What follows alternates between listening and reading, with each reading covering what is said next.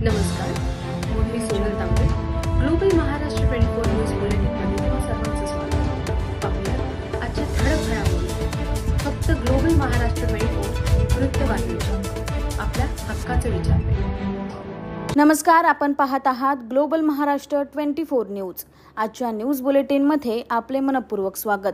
उल्वे येथे world side month निमित्त चित्रकला स्पर्धा उत्स्फूर्तपणे संपन्न. मोरया नेत्रालय उल्वे आणि अजंता फार्मा कंपनी अंधेरी यांच्या संयुक्त विद्यमाने वर्ल्ड साइड मंथ जागतिक नेत्र महिना निमित्त 3 ते 10 वर्ष वयोगटातील मुलामुलींसाठी चित्रकला स्पर्धेचे आयोजन करण्यात आले.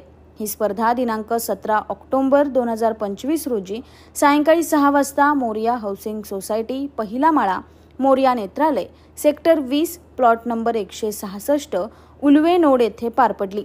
या उपक्रमाचा उद्देश लहान मुलांना मोबाईलच्या अतिवापरापासून दूर ठेवणे तसेच डोळ्यांवर होणाऱ्या दुष्परिणामाविषयी जागरूकता निर्माण करणे हा होता.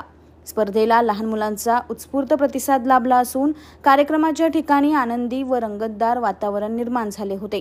स्पर्धेत सहभागी झालेल्या सर्व स्पर्धकांना retina specialist doctor Mamata madam आणि नेत्ररोग तज्ज्ञ डॉक्टर प्रियंका चौधरी मॅडम यांच्या हस्ते चित्रकला किट आणि प्रमाणपत्र प्रदान करण्यात आलं. या प्रसंगी अजंता फार्मा कंपनीचे जाबीर देवरुखकर तसेच मोरया नेत्रालय हॉस्पिटलचे कर्मचारी अंजली मेस्त्री, कुणाल कदम व नेत्ररुग्ण उपस्थित होते. Bureau report, global Maharashtra 24 news, Ulwe, Panvel. अशाच निरनिराळ्या आणि देशविदेशातील ठळक घडामोडी पाहण्यासाठी ग्लोबल महाराष्ट्र 24 न्यूज वृत्तवाहिनीला सबस्क्राईब करा, लाईक करा, शेअर करा आणि कमेंट बॉक्समध्ये आपल्या प्रतिक्रिया नोंद करा आणि पाहत रहा ग्लोबल महाराष्ट्र 24 न्यूज. धन्यवाद. नमस्कार सर्वांना. मी doctor Priyanka Chaudhary, eye specialist आपल्यासमोर बोलते.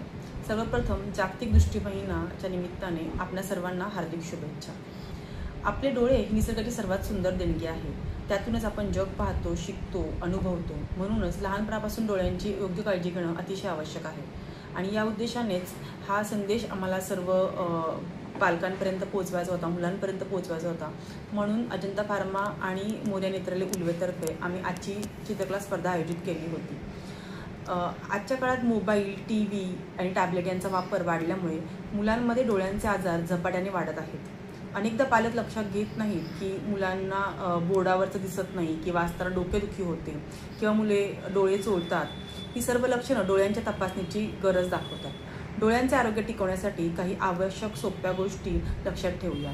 पहिली गोष्ट, मोबाईल, TV आणि संगणक यांचा वापर केल्यानंतर प्रत्येक 20 मिनिटांनी 20 सेकंदांसाठी दूर बघा. यालाच 20-20-20 रूल असं म्हणतात. वाचन किंवा अभ्यास करताना पुरेसा प्रकाश, पुरेशी लाईट असू द्या. हिरव्या पालेभाज्या, फळं, गाजर, अंडी, दूध यांचा आहारात समावेश करावा. डोळे चोळू नयेत किंवा अस्वच्छ हातांनी डोळ्यांना स्पर्श करू नये. दरवर्षी किमान एकदा तरी नेत्र तपासणी करून घ्यावी. आणि मला शेवटचा एकच संदेश द्यावासा वाटतो की मुलांनो, तुमचे डोळे हे तुमचं जग आहेत. त्यांची काळजी घेणं ही तुमची मेन रिस्पॉन्सिबिलिटी आहे, जबाबदारी आहे.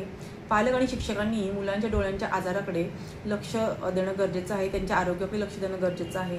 कारण वेळेवर ओळखलेले दोष हे पूर्णपणे बरे होऊ शकतात. चला तर मग या जागतिक दृष्टी महिन्यात आपण सर्वांनी ठरवूया, डोळे जपा, दृष्टी वाचा आणि सुंदर जग अनुभवूया. धन्यवाद.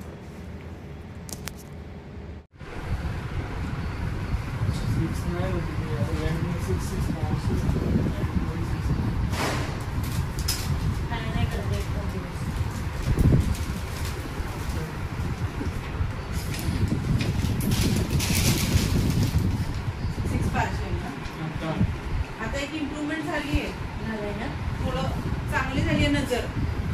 पहिली जी होती ना त्याच्यापेक्षा एक काही इम्प्रूव्हमेंट झाली आहे. चष्मा कंटिन्युअसली वापरला ना 10 ते 12. नाही, चष्मा चांगला आहे ना, ते लावल्या बोलली मला चष्मा आवडला, चांगला आहे. आणि दुसरी गोष्ट, मोबाईल कमी करायचा. मोबाईल घेतच नाही कधी तरी, थोडंच 1-10-5 मिनिटं झाले आणि मोबाईल नाही. आपल्या स्वतःच आवडत नाही मोबाईल. 100% विजन यायला अजून 1 महिने लागतील. हे गोळ्या खाली तर चालेल ना परत